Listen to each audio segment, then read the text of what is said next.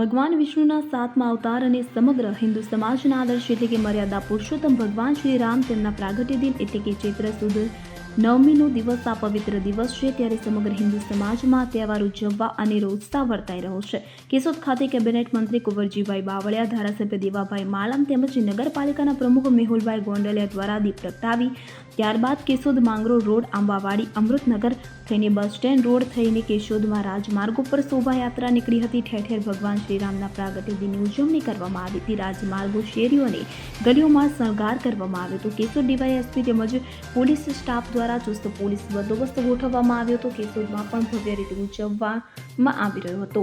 Doctor સ્નેહલતનના આજરોજ રામનવમી નિમિત્તે જે રામ ભગવાન આપણા સનાતન ધર્મ સંસ્કૃતિના 7મા અવતાર છે, વિષ્ણુનો 7મા અવતાર અને મર્યાદા પુરુષોત્તમ કહેવાય છે, એના અનુસંધાન રામનવમી નિમિત્તે કેશોદમાં એક ભવ્ય શોભાયાત્રાનું આયોજન કરેલું છે, જેમાં વિશ્વ હિન્દુ પરિષદ, બજરંગ દળ, દુર્ગા વાહિની, ભારત વિકાસ પરિષદ,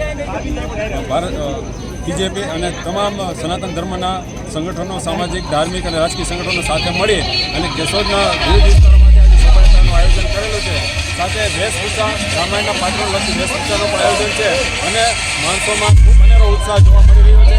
શ્રી રામચંદ્ર ભગવાન એક આદર્શ પતિ, પિતા, ભાઈ અને પુત્ર પણ છે।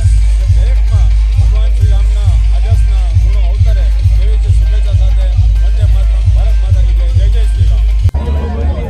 ચૈત્ર સુદ અને નોંધ એટલે રામનવમી તમારી રીતે હિન્દુ સમાજ આ દિવસને રામ ભગવાનના જન્મદિવસ તરીકે ખૂબ સારી રીતે સારાએ